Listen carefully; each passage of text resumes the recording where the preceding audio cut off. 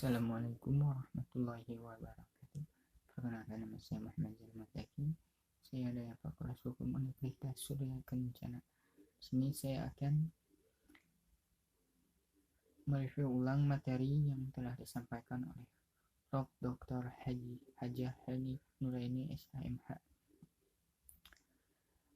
Bab 2. Tindakan pidana atau stebar, fake atau delik. A.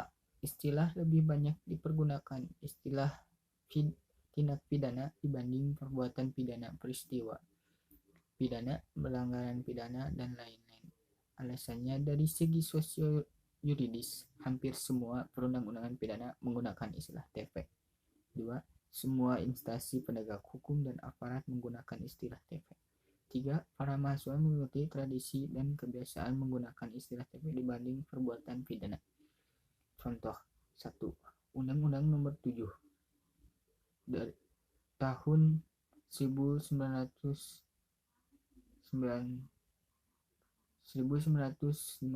tentang TP ekonomi. 2. Undang-Undang Nomor 35 tahun 2009 tentang TP narkotika. 3. Undang-Undang Nomor 20 tahun 2001 tentang TP korupsi dan lain-lain. B. Pengertian tindak pidana merupakan pengertian yuridis yang berbeda dengan istilah kejahatan dan perbuatan jahat. Dilihat dari isinya, terdiri dari perbuatan pidana, criminal acts, pertanggungjawaban pidana, criminal responsibility.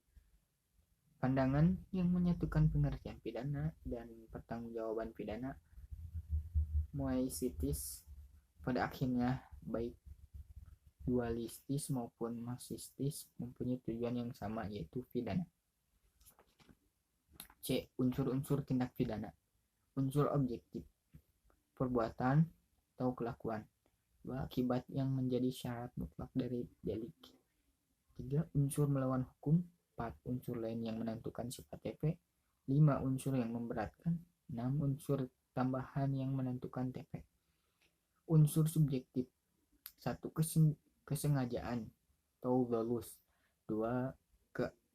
Kealpaan atau kulpa. 3. Niat atau foreknowledge. 4. Maksud atau oakmark. 3. Dengan rencana terlebih dahulu atau made for. That's the red. 5. Perasaan takut, press.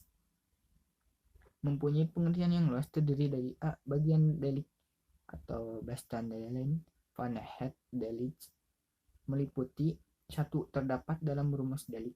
2. Penuntut umum harus mencantumkan dalam surat dakwaan. 3. Harus dibuktikan di pengadilan. 4. Apabila tidak terbukti, hakim harus membebaskan terdakwa. B. Elemen atau unsur delik, elemental vandelity. 1. Tindak terdapat dalam rumusan delik.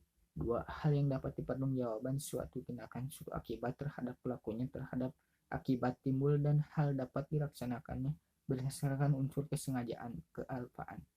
3. Harus dianggap dan disyaratkan dalam setiap rumusan. 4. Penuntut umum tidak perlu mencantumkan dalam surat dakwaan.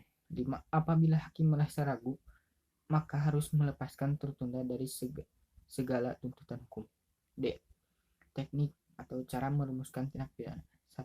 Hanya memberikan nama yuridis kualifikasi tanpa menyebutkan unsur-unsur, misalnya pasal 351, 297, dan 184 KUHP. 2. Hanya menentukan unsur-unsurnya tanpa memberikan kualifikasinya atau nama yuridisnya, misalnya pasal 281 dan 305 KUHP. 3. Memberikan kualifikasi dan unsur-unsur serta namanya yuridis, misalnya pasal 362, 372, 378 KUHP. E. Subjek tindak pidana hanya manusia untuk TP umum, manusia dan korporasi untuk TP umum dan khusus. Mungkin sekian dari saya, kurang lebihnya mohon maaf. Assalamualaikum warahmatullahi wabarakatuh.